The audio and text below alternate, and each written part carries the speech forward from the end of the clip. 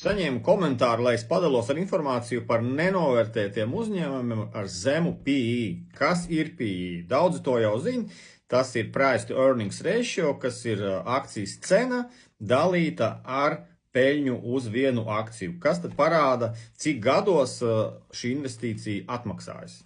Ļoti zems PE nenozīmē, ka tas ir super investīcija, ļoti labs uzņēmums. Piemēram, ZIM Integrated Shipping Services PE ir 1,8, bet kāpēc tad nav vairāk? Parasti ir problēma, kāpēc PE ir zems, un bieži vien labāk uzņēmumi ir tie, kuriem ir augstāks PE, jo tie aug straujāk. Dažādos tirgos ir dažādi PE, teiksim, vidēji valstī. Piemēram, Turcijai ir apmēram 4,7, kas ir ļoti zems.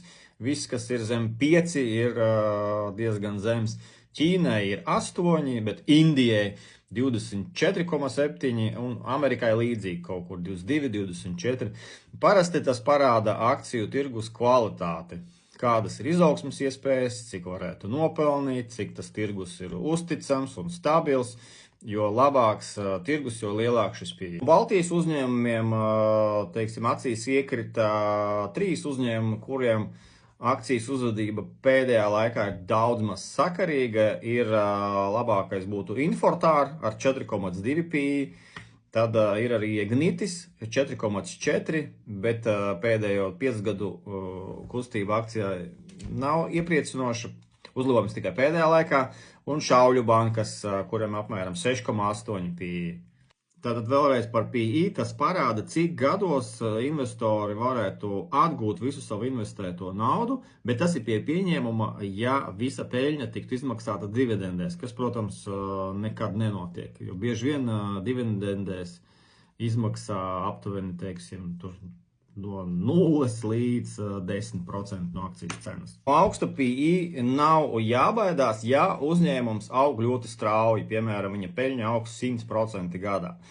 Piemēram, Mark Minervini, talantīgais traders, čempions, parādīja savā grāmatā piemēru, kur Yahoo 97. gadā PE bija 938.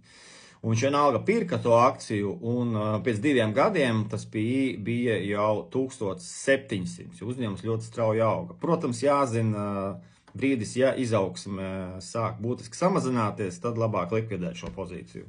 No ASV Big Tech šobrīd tā kā lētākais izskatās Google ar apmēram 17 PE, kur dažiem citiem ir pat virs 30 un Nvidiai vēl vairāk.